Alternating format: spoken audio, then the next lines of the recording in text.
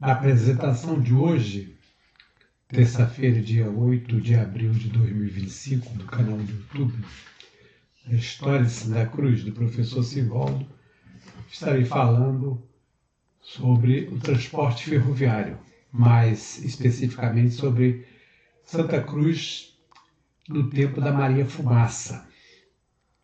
Nós tivemos aqui um transporte ferroviário, foi inaugurado em 1878 pelo imperador Dom Pedro II, um ramal ferroviário que fazia ligação da estação de Sapopemba, atual estação de Deodoro, até Santa Cruz.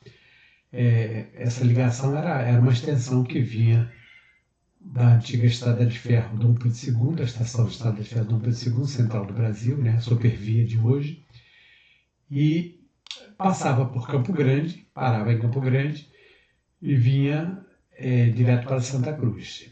Bem Realengo, Santa Cruz. Posteriormente foram abertas outras estações, como Santíssimo, Bangu, mas isso aí já no finalzinho do século XIX. Então,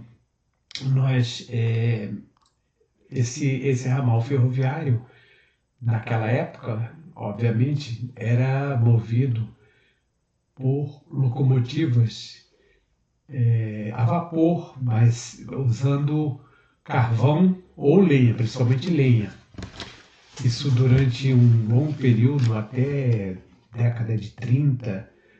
Praticamente só vai ser extinto esse transporte de Maria Fumaça em 1945, quando o presidente Getúlio Vargas vem a Santa Cruz, vem a Campo Grande, Santa Cruz, para fazer a inauguração da eletrificação do ramal ferroviário.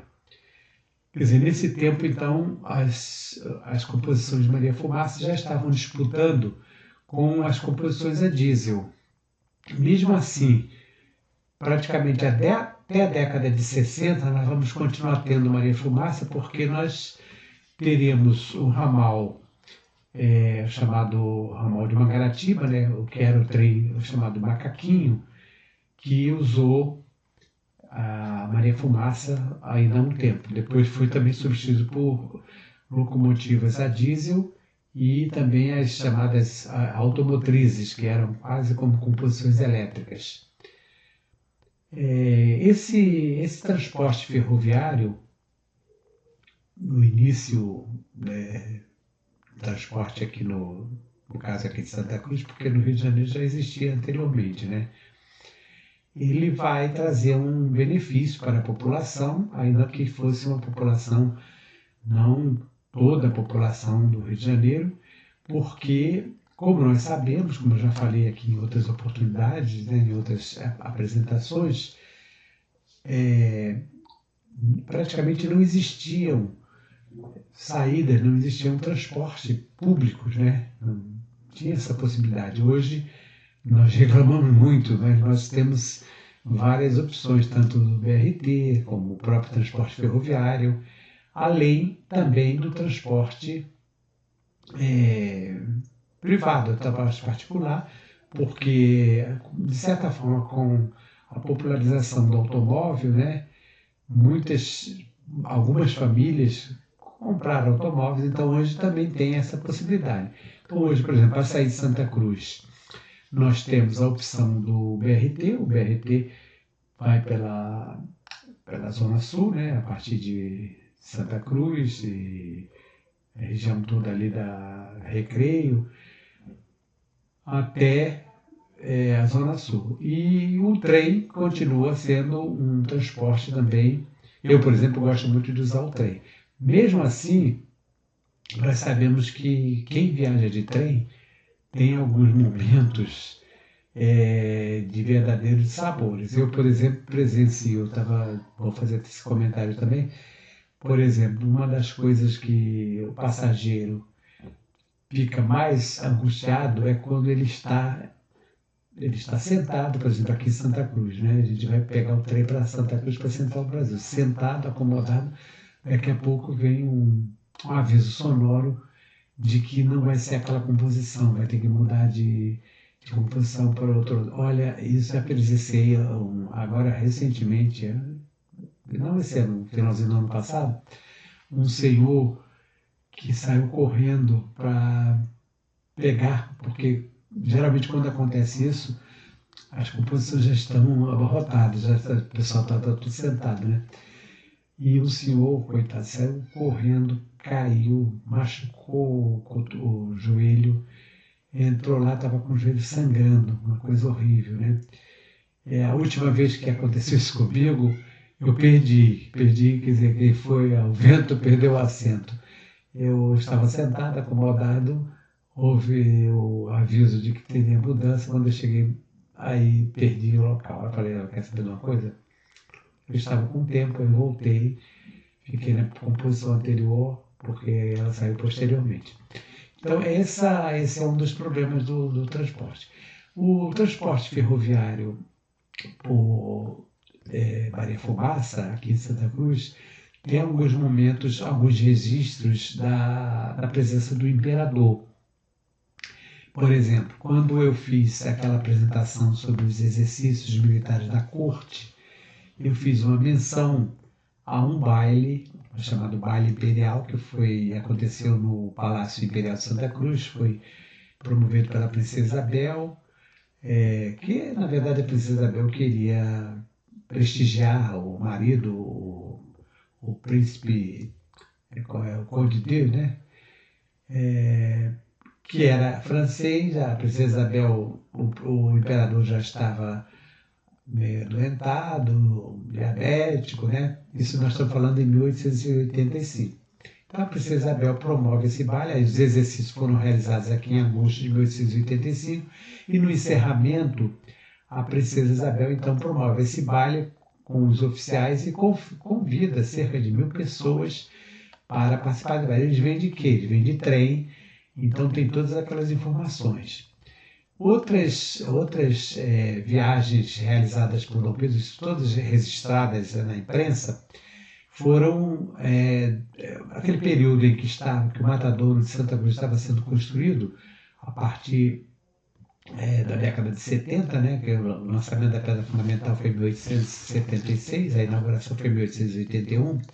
Então, Dom Pedro, que estava prestigiando, porque o Matadouro foi construído por iniciativa da chamada Ilustríssima Câmara Municipal, que foram os intendentes municipais, os vereadores daquela época, né?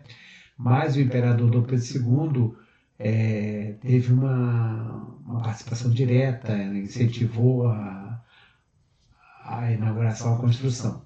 E durante o período da construção, até a inauguração, o imperador vem várias vezes aqui em Santa Cruz. E todas as vezes que ele vem a Santa Cruz, ele vem de trem. O trem, naturalmente que o carro do imperador era um carro luxuoso, confortável, seguro, bonito. Isso também eu vou mostrar para vocês as fotografias. Essa composição, esse trem, esse vagão, né, ele faz parte do acervo do Museu do Trem, que atualmente, não sei se está aberto, mas ele houve um período aí que estava passando por dificuldades, inclusive de manutenção.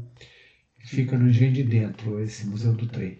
E é um museu que tem diversos objetos, né, relacionados ao trem. Então, a apresentação ela se refere principalmente ao transporte da Maria Fumaça, que vai, como eu falei, vai perdurar praticamente até 1945. Então, como faço sempre, eu estarei apresentando as imagens e fazendo comentários. Santa Cruz, no tempo da Maria Fumaça. Santa Cruz, no tempo da Maria Fumaça. Você está no canal do YouTube, Professor Simvaldo Souza, hoje, nesta terça-feira, dia 8 de abril de 2025, estarei então falando sobre esse transporte ferroviário que usava a Maria Fumaça. A Maria Fumaça tem esse nome popular, né? Esse nome folclórico, digamos assim, porque é uma composição em que usa como combustível principalmente a lenha, usa também carvão, tem as fornalhas, então faz aquela aquela fornalha, aquele fogo, uma caldeira de água quente. Então essa caldeira ela faz a pressão e a movimentação é feita exatamente por causa da pressão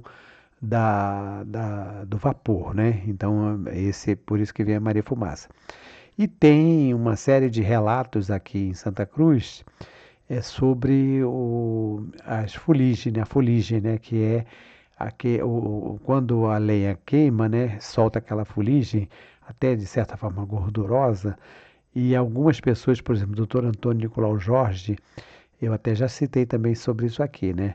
Ele estava cursando odontologia na antiga Universidade do Brasil, atual Universidade Federal do Rio de Janeiro, isso na década de 30, e disse que tinha que usar um guarda-pó, porque às vezes ele precisava ir com roupa branca, roupa clara, né? Então, se fosse, tinha determinados dias que a fuligem vinha e impregnava a roupa, né? Então, você está no canal do YouTube, eu peguei uma foto que é uma foto rara, ela faz parte da coleção Teresa Cristina. Também já fez uma explicação sobre essa coleção Teresa Cristina. Quando Dom Pedro II é mandado para o exílio, quando a família imperial é banida do território nacional e tem que ir para a Europa no exílio, né? Tinha um acervo muito valioso aqui no Brasil. Alguns objetos pertenciam pessoalmente à família imperial. No caso, essas fotos eram fotos de álbuns que pertenciam a Dom Pedro, porque muitos fotógrafos e até mesmo algumas empresas faziam essas doações. E quando Dom Pedro vai para a Europa, ele deixa esse acervo mas dá a orientação de que ele deveria receber o título de Coleção Teresa Cristina. Então, a Biblioteca Nacional, principalmente, tem um acervo preciosíssimo de fotos. Aqui são 44 fotos, todas elas de estações ferroviárias. Eu acredito que essas fotos elas sejam de autoria do Marc Ferrez. O Marc Ferrez era filho ou neto do Frederico Ferrez, que chega junto com a missão artística francesa. E depois o Marc Ferrez vai ser avô do Gilberto Ferrez, que era um historiador especializado em iconografia e que vai exatamente pegar o acervo do avô, né, do caso do Marc Ferrez, que é muito fotógrafo, e também vai se interessar por adquirir fotos de viajantes estrangeiros. Ele publicou 19 livros, o Gilberto Ferrez, organizando os livros, porque o trabalho dele era principalmente ligado a fotografias e iconografia, né? Então ele prestou uma contribuição fantástica. Então essa foto, vocês observam que é uma foto rara, é uma foto de 1800, acredito que seja de 1885, quer dizer, do século XIX, mostrando como era a estação de Santa Cruz naquela época. Na época que eu estava no NOP, Núcleo de Orientação e Pesquisa Histórica, eu publiquei uma reportagem, uma matéria sobre Santa Cruz, a bucólica Santa Cruz, e coloquei essa foto como uma ilustração. Vocês observem que tem uma composição aqui, uma Maria Fumaça ainda daquelas pequenas na estação. A estação era praticamente uma casinha pequena, tem dois ou três passageiros, não tem mais aqui. Se vocês observarem bem aqui embaixo, na casa, tem vários aqui. Olhando com atenção, vocês vão encontrar. E o que tem que se observar aqui é o seguinte, é que naquela época não havia como hoje uma plataforma, uma escadaria. O acesso era direto com as ruas, tanto a rua Senador Camará, ficava do outro lado, vamos dizer, do lado quem está olhando, do lado esquerdo, e a rua, que atualmente é a rua Álvaro Alberto, Felipe Cardoso, do lado direito. Então não tinha nenhum viaduto, nem também não existia essa plataforma. Mas então, como eu falei, é uma foto da Biblioteca Nacional. Ela faz parte dessa coleção, a Estrada de Ferro Dom Pedro II, que reúne, não sei se são 41, 40, acho que são 44 fotografias de estações. E aqui mostrando o quilômetro 54.441. Faz parte da seção iconográfica do acervo da Biblioteca Nacional.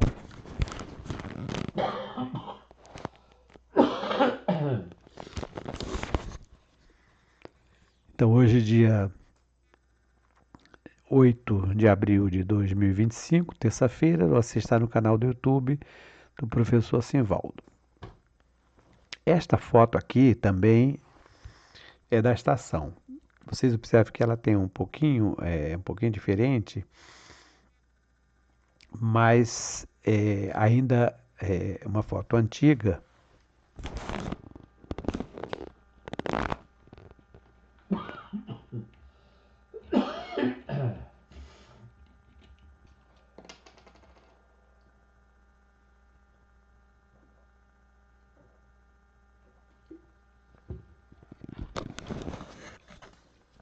Me perdoem pela tosse, mas tive que beber uma água aqui.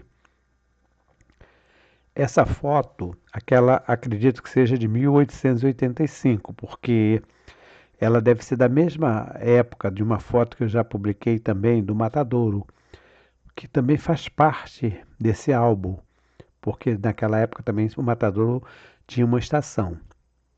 Essa aqui já é um pouquinho depois, é de 5 de julho de 1909 e faz parte do acervo do Arquivo Geral da cidade do Rio de Janeiro. Foi um amigo meu, Fernando Campos, que era funcionário do Arquivo Geral, e inclusive cheguei a publicar alguns artigos do Fernando Campos, porque o Fernando Campos era também um estudioso do Augusto Malta. E o Fernando Campos, então, cedeu uma cópia dessa a partir do Arquivo Geral para o NOP. Eu publiquei também essa foto na página, numa das páginas do jornal do NOP, acho que foi no NOP 16, número 16.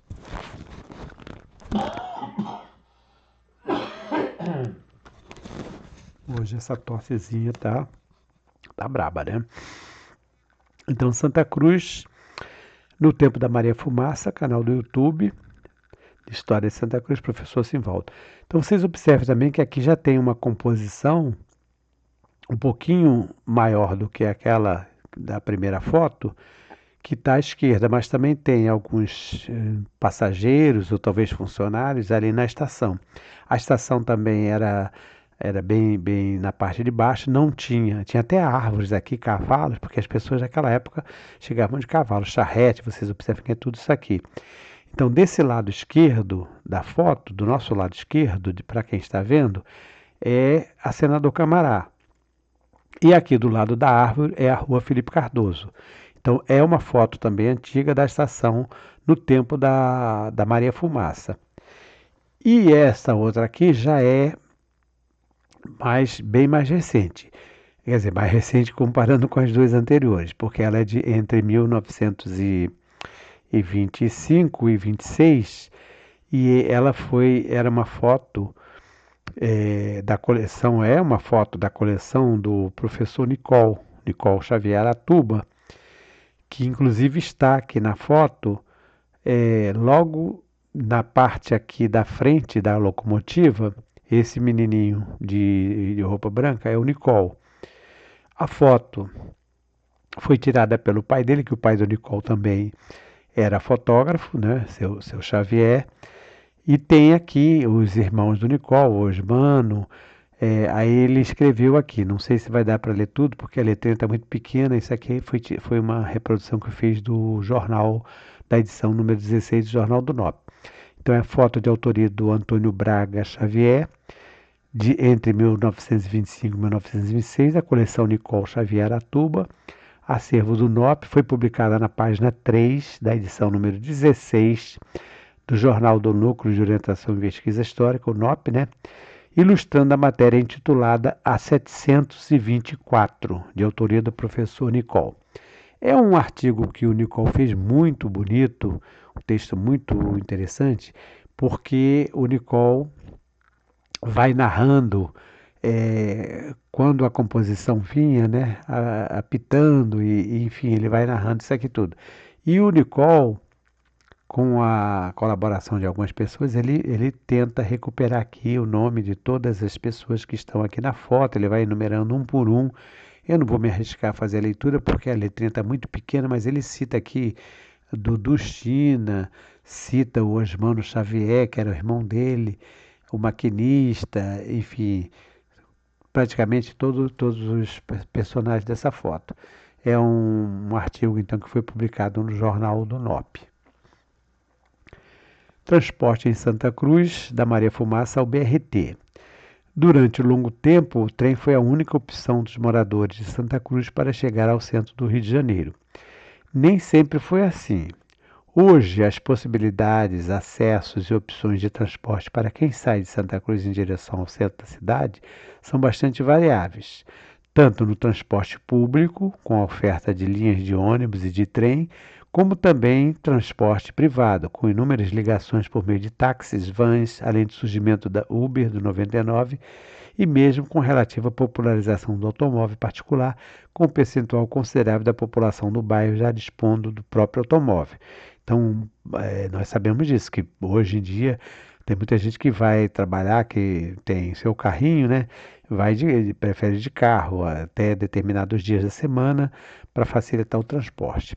Tem aqui um recorte daquela foto do Arquivo Geral da cidade do Rio de Janeiro mostrando a locomotiva. Claro que não tem muita nitidez, além de ser uma foto antiga, é uma foto reproduzida de jornal, mas se observarem com atenção ainda dá para ver que é um pedaço da locomotiva. Ainda hoje, mesmo com as opções de transporte, meios de locomoção e alternativas variadas de percursos, a população de Santa Cruz, que depende dos ônibus e dos trens, padece com as filas, com posições superlotadas e longo tempo nas viagens até o centro do Rio. Para a grande massa do povo, que ainda depende do trem como única opção de transporte coletivo, uma das experiências desagradáveis consiste na transferência repentina de uma linha e composição para outra, a partir dos avisos inesperados da torre de controle do tráfego das estações. O corre-corre é geral, havendo perigo de quedas, como tive de sabor de presenciar, e os apontamentos daqueles passageiros que chegaram cedo, se acomodaram confortavelmente de forma inusitada e repentina, perderam o assento depois do corre-corre. Como eu citei na apresentação, é uma coisa muitíssimo desapontadora, desagradável. Você está sentado, você chega cedo, senta, se acomoda, daqui a pouco vem um aviso. Às vezes, já aconteceu também disso aí ser feio, que né, alguém começa a falar até para provocar a saída, alguém está interessado, então isso também é uma coisa desagradável, né? Então aqui tem um recorte daquela foto que eu falei para vocês, de 1925, né, mostrando a parte da frente da composição. O historiador santacruzense Benedito Freitas, escrevendo sobre o transporte na época da instalação do ramal ferroviário de Santa Cruz, assinala que em 1878, ano da inauguração da estação, somente havia trens em 2 horários, na parte da manhã, às 6 horas e 13 minutos, e à tarde, às 13 horas e 8 minutos, havendo precisão quanto aos minutos. O Benedito Freitas faz questão de enfatizar essa precisão no horário, inclusive fazendo comparação, na época ele escreveu esse livro, foi em 1985, que é o terceiro volume, aliás, o terceiro é de 1987, né? O terceiro volume que ele fala da parte da Santa Cruz no Império, na página 591. Então ele faz essa comparação porque hoje, eu escrevi aqui, hoje é bem diferente. Um dos fatores de irritação entre os passageiros ocorre quando a composição, por algum imprevisto técnico ou de outra ordem, permanece parada durante o percurso da locomoção ou mesmo em alguma estação ferroviária do trajeto. Se os passageiros são antecipadamente avisados pelo sistema de alto-falante do trem ou da própria estação, né, o motivo da inesperada parada já é motivo para desagrado e reclamação. Muito pior é quando o trem fica parado longo tempo sem que o passageiro seja avisado. Ultimamente, eu tenho observado que eles fazem questão de avisar, às vezes até pouquinho tempo, né, pelo menos para tranquilizar, porque realmente é muito desagradável. O trem usado pelo imperador Dom Pedro II em suas viagens para Santa Cruz e algumas cidades já ligadas pelo ramal ferroviário era especial, confortável, seguro e luxuoso. É o vagão usado pelo imperador Dom Pedro II entre 1886 e 1889 faz parte do acervo do Museu do Trem no Rio de Janeiro. Aí tem aqui o link, né? Essa foto foi copiada de um site chamado Brasil Imperial e mostra realmente como era um vagão bonito, né? Bem trabalhado. Os deslocamentos do imperador Dom Pedro II, quando inspecionava obras e inaugurava instalações ferroviárias, eram feitos em um carro especial. Não, não apenas nesses casos, mas, como eu falei, no Matadouro, por exemplo, quando ele vinha ao Matadouro fazer a inspeção, né, as visitas de inspeção, ele vinha sempre no trem. Todas as vezes que ele vinha a Santa Cruz, ele vinha de trem. Então, era realmente uma composição bonita. O transporte ferroviário foi assinalado com a chegada do primeiro trem a Santa Cruz em 1878 e a população foi avisada pelo comunicado da Secretaria de Estrada de Ferro Dom Pedro II de 30 de novembro desse ano, publicada nos jornais, franqueando o novo ramal de Sapopemba, atual Deodoro, até esta localidade. Esse é um texto do Benedito Freitas, do livro que eu acabei de citar, né, terceiro volume, na página 591. Aqui tem aquela foto. Tem, inclusive eu reproduzi ela completa porque tem uma legenda que eles colocaram a legenda Ramal de Santa Cruz e com o quilômetro, né? Aí o Benedito escreveu assim: as composições saíam de Santa Cruz, paravam em Santa Cruz e Realengo, indo direto para Deodoro. Aqui no caso parava em Campo Grande, Realengo, indo para Deodoro. As irmãs de caridade, isso é texto do Benedito, não pagavam passagem e viajavam na primeira classe, cujo bilhete custava R$ 600 por légua. Segunda classe, R$ 400, terceira classe, R$ 200. No caso da terceira classe, às terças e sextas-feiras eram transportadas mercadorias diversas, como capim, lenha e carvão. Quando não havia passageiro, o trem voltava de Cascadura para a cidade, comunicando-se previamente aos que porventura estivessem aguardando o comboio em Deodoro. O texto do Benedito Freitas, na página 591. Então, vejam vocês que era permitido transportar naquela época, né, o capim, essa lenha, era coisa, vamos dizer assim, mercadoria normal. Hoje em dia ninguém vai levar capim, né, porque naquele tempo precisava da alimentação dos animais, né? Nos primeiros anos de circulação, o transporte ferroviário chegou a causar enorme comoção, alarido e interesse da parte da população do Rio de Janeiro, fazendo com que muitas pessoas informadas dos horários da passagem dos trens se reunissem nas proximidades das estações para presenciar o inovidável espetáculo. Essa informação, eu, inclusive, encontrei também em um texto sobre a história dos 80 anos da Estrada de Ferro Central do Brasil, dizendo que as pessoas iam esperar o trem passar e até aplaudiam. Era uma coisa bem diferente, né? Aqui tem um recorte do jornal, o jornal O Rio de Janeiro, de 16 de setembro de 1886, informando: Sua Majestade o Imperador marcou o dia 20 do corrente para ser inaugurada a enfermaria de Santa Teresa, fundada devido ao esforço do senhor Dr. Pereira Lopes, presidente da Câmara Municipal, em o Matadouro de Santa Cruz. Sua Majestade partirá em trem imperial às 10 horas da manhã na estação de São Cristóvão. Então, o Matadouro, como já falei sobre a inauguração do Matadouro, foi construído por uma iniciativa da Câmara Municipal, não foi do governo imperial. Mas Dom Pedro, como eu falei também, ele tinha sempre interesse de estar apoiando, por isso que ele participava de todos os eventos ligados a Matador. Então aqui ele vem num trem especial, que é exatamente aquela locomotiva que eu mostrei para vocês anteriormente. Depoimentos de moradores do bairro Imperial de Santa Cruz, que alcançaram a época do transporte ferroviário até a estação central do Brasil, conhecida como Dom Pedro II, testemunham que, dependendo da locomotiva, os passageiros precisavam usar um guarda-pó sobre as roupas para evitar a fuligem que saía da chaminé. Isso é o caso principalmente do Dr. Antônio, comentava muito comigo isso aqui. Tem aqui uma foto da estação ferroviária, também é antiga, né, que mostra já um pouquinho, ela é um pouquinho diferente. O acesso à estação ferroviária de Santa Cruz no final do século XIX e 3 primeiras décadas do século XX era feito praticamente do mesmo nível da Rua do Comércio, que é a atual Rua Senador Camará, e trecho da Rua Dom João VI, antiga Estrada Imperial de Santa Cruz, posteriormente rebatizada como Rua Doutor Felipe Cardoso. Inclusive Felipe com PH, que escrevia naquela época.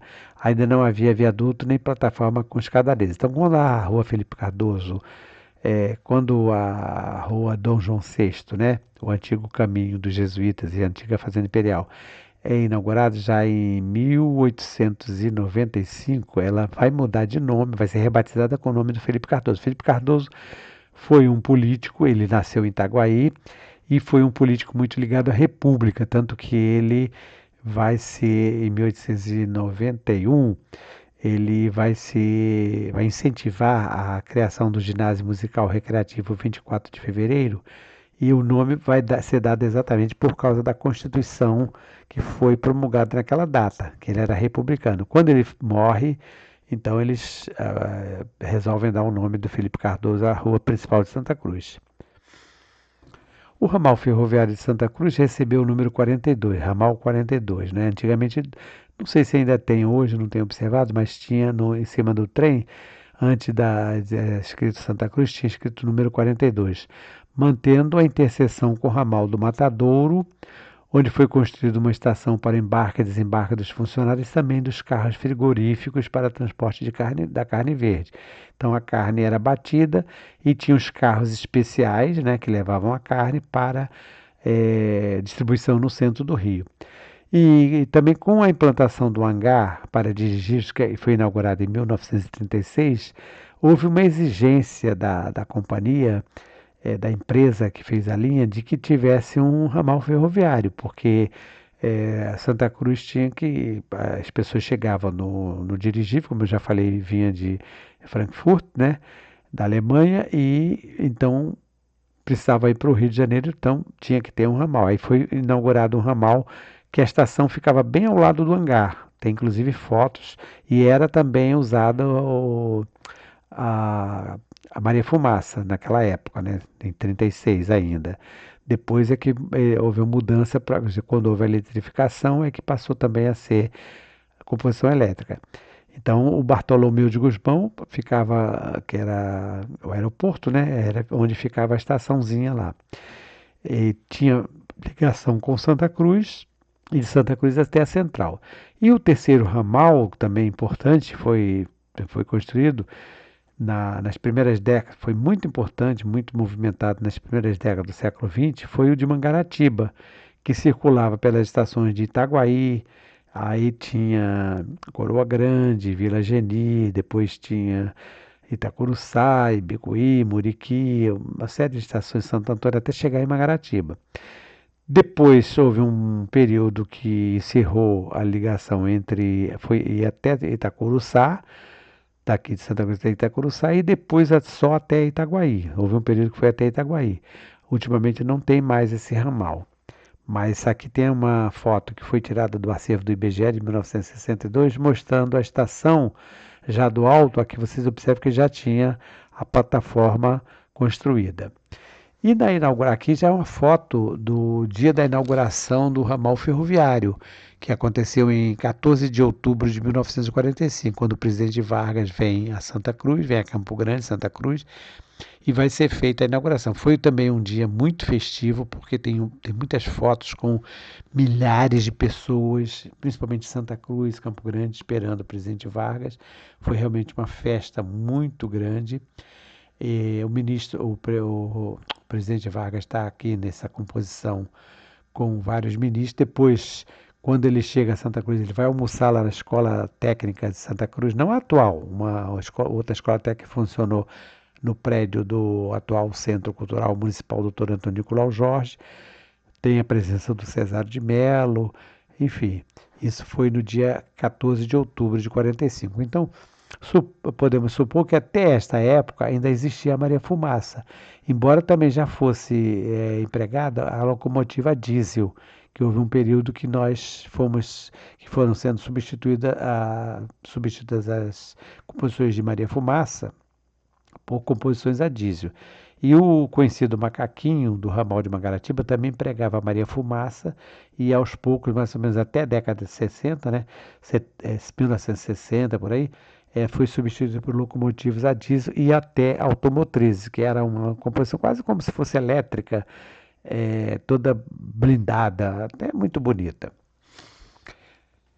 Tem aqui dois recortes de jornais, são muitos recortes de jornais com muitas notícias, que são informações de maneira geral. Por exemplo, essa daqui de baixo, da esquerda, a Estrada de Ferro Dom Pedro II, é uma espécie de agradecimento. Os signatários da petição dirigida ao excelentíssimo senhor diretor dessa estrada, moradores das freguesias de Campo Grande, Guaratiba e Santa Cruz. Freguesias, o nome que eles davam os bairros, nós chamamos de bairros, eram as chamadas freguesias, né?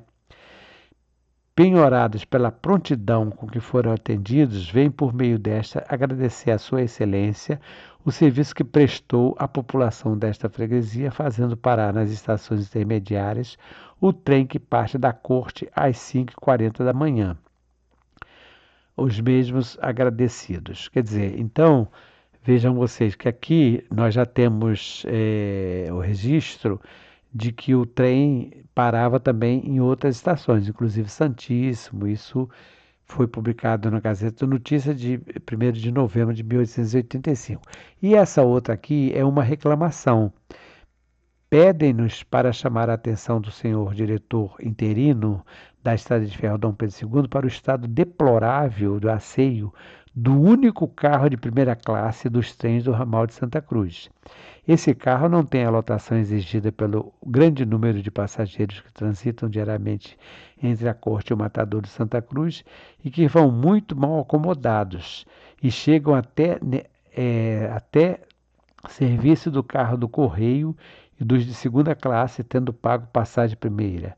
Esperamos que o senhor Dr. Radmark, zeloso como dê as providências que o caso exige. Então, veja aqui que eles estão reclamando que eles pagavam de primeira classe e acabavam não tendo o direito de usar o usufruir que a primeira classe deveria oferecer. E eu encontrei diversos outros recortes também de reclamações. Por exemplo, tem uma reclamação de um grupo de moradores que falam que os maquinistas, quando passam em determinados lugares, provocam muito barulho, enfim, tem uma reclamação nesse sentido. Tem um outro tipo de reclamação que dizem que alguns funcionários da Estrada de Ferro de Santa Cruz põem fogo no mato em volta da linha férrea, provocando também problemas sérios. Enfim, tem uma série de reclamações, tem outros assuntos ligados também a outros interesses, mas sempre publicados nos jornais dessa época aqui. Aqui tem uma composição da Bitola Laga mostrando como era a Maria Fumaça, né? Como é que ela é. Isso faz parte também do Museu Ferroviário, é uma publicação que saiu na Revista das Estradas de Ferro, edição de 1928. Algumas dessas composições, inclusive, não eram fabricadas no Brasil, elas vinham da Alemanha, vinham de outros países, da Inglaterra. E aqui encerrando, para vocês terem uma ideia, mais uma questão de curiosidade, né? O custo total da obra, que no caso aqui é um balanço mostrando a obra, né, a partir das leis número 2670, de 20 de outubro de 1878, e também de 20 de outubro de 1877. Prolongamento da estrada de ferro Dom Pedro II e a construção de um ramal entre Sapopemba e o Novo Matadouro. Sapopemba, então, como nós já falamos, é Deodoro. Aqui tem o custo total das obras de Sapopemba Santa Cruz, num total de 5.966 contos, 788.244 réis.